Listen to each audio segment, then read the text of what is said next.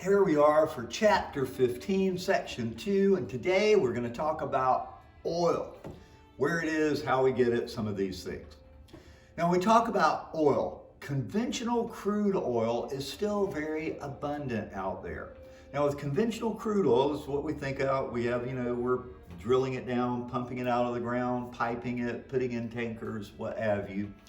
We get a medium net energy yield. This is pretty good. Really gone are the days of very easy, very high energy yield. This is getting a little harder to get to. It does cause air and water pollution, and it's releasing carbon dioxide into the atmosphere.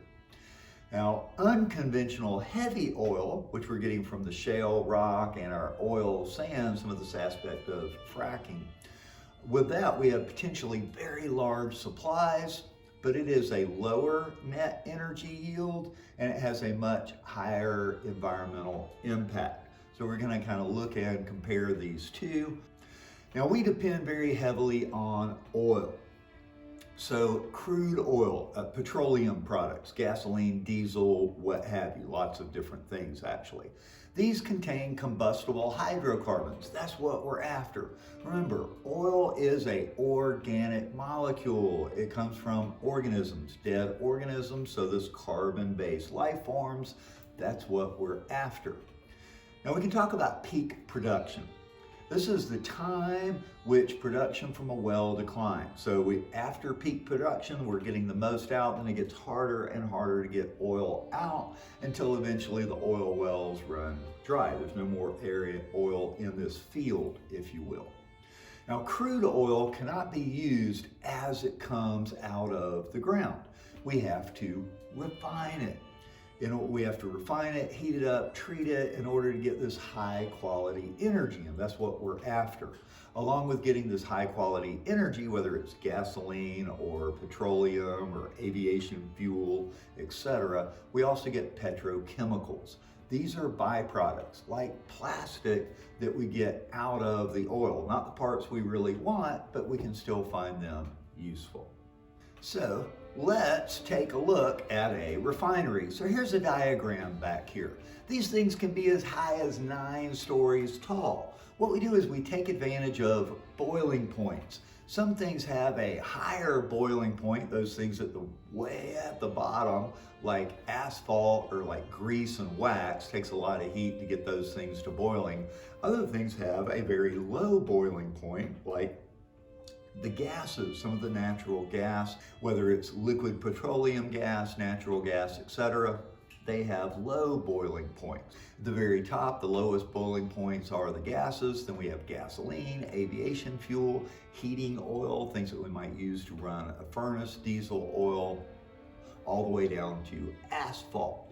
Now, asphalt is a byproduct of this petroleum stuff, kind of a really thick tar, if you will, that we mix with rocks to make our parking lots, roads, etc.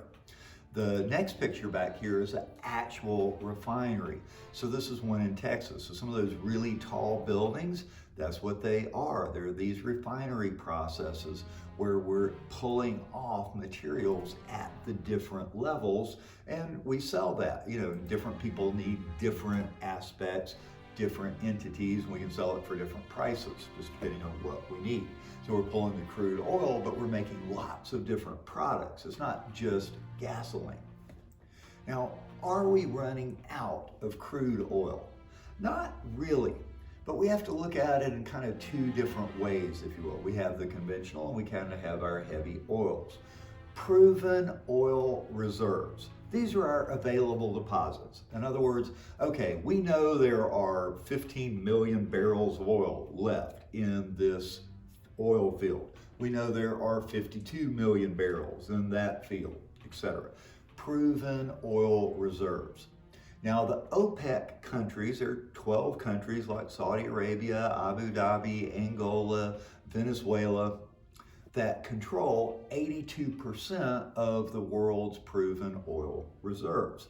These OPEC countries play a role really in regulating global prices, because they get together and say, hey, we're going to sell oil for this much or that much. These OPEC nations help set the crude oil prices around the world. Now, we have an increasing shortage of cheap oil, just these proven oil reserves. We've gotten the stuff that you just get down and it just comes bubbling out of the ground. We got most of that by the early to mid 1900s. At this point, it's harder and harder to get to the oil. So our quick, easy oil, we've pretty much by and large used up, but it's still at a medium net. We can still get lots of oil fairly easily. So let's look at trade-offs of conventional oil. Well, ample supplies for several decades. We're not going to run out next week by any means. The net energy is medium, but it is decreasing. There's very low land disruption. All the oil is way down deep under the ground. You set up your drill, you drill down to it, but we don't have to disturb everything around it. And we have a very efficient distribution system. Distribution already in place, whether we're piping it, putting into tankers, you name it. Like the picture here we're showing offshore, so there they may fill it directly into super tankers carrying it around. Disadvantages. Obviously, we get water pollution from spills and from leaks. We've all seen that, oil spills in the ocean with it coming out. This is a disadvantage. There's environmental costs that are not included in the market price. We don't have full cost pricing. There's a cost on the environment which is not showing up when we go buy it for our tank. It's releasing carbon dioxide and other pollutants when it's burned, and it's vulnerable to international supply interruptions because it comes from a lot of different countries. If there's war or this or another country decides we're not going to sell you our oil, there can be disruptions in the market. Just some of our advantages, disadvantages of conventional oil. Now, in the United States, 80% of our conventional or our commercial energy sources come from fossil fuels, oil being the largest and then coal kind of second of this. Now, our U.S. oil consumption exceeds our domestic production. We use more oil than we have in the land area of the United States, so we have to import oil in. Now, we have had a recent rise in the domestic production of tight oil from the shale rock. Our fracking, the case study at the beginning, where we kind of drill vertically and then horizontally, spray the chemicals in, crack open the shale rock, and then pump the oil out. And it's expected by 2024 that we may become one of the largest oil exporters. Now, what happens, some of this is we're still importing oil in, but by 2024, we may actually be exporting more out. The problem is we feel like this is a small bubble. It's not going to last for hundreds of years, but for a few decades, more than likely, because trying to get it out of the shale oil has its difficulties as well. So talking about the shale oil, let's talk about the environmental impact of this heavy oil. Light oil we can pump pretty easily. Heavy oil, what we're extracting out of shale and sand, is much thicker, and in order to pipe it or send it anywhere, we also have to heat it up to make it less viscous so it will flow through the pipes. This stuff is very, once again, heavy oil, it's thicker, harder to work with. We get this out of shale. Now, the picture you see up here is a picture of shale rock. So it's just a rock. So what we have to do is we have to pulverize, ground it up, crush the rock, heat the rock up to get the kerogen out. And this is what we can distill into our oil.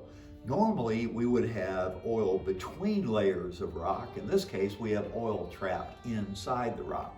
So we have to mine the rock, which ups the ante, if you will, of our environmental impact.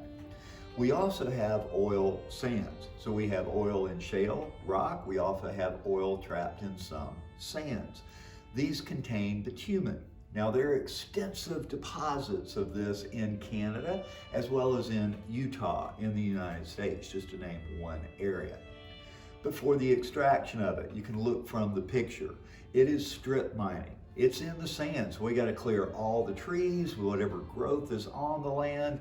Then we're literally strip mining the oil sand out, And it's a very similar process there. Crush it, grind it, heat it up, and extract the oil. This is a lower net energy yield because it requires so much energy to get it out, heat it up, to get the oil out of it. But it's not negative. It requires a lot of water. This process is very water heavy and it emits a lot of pollutants, not even just to mention all the dust created from the strip mining process. It's there, but when we talk about this heavy oil, we have some trade-offs as well, advantages, disadvantages. Large potential supply. So if we really need oil, we do know where we can get it. Once again, it's fairly easily transported. We already have an efficient distribution system in place. We don't have to create anything new there. However, its disadvantages, it does have a low net energy. It's expensive. It takes a lot of energy to get to it. We're not just pumping it up out of the ground, we're having to extract it. It's still releasing CO2, other pollutants, along with any oil thing. Severe land disruption.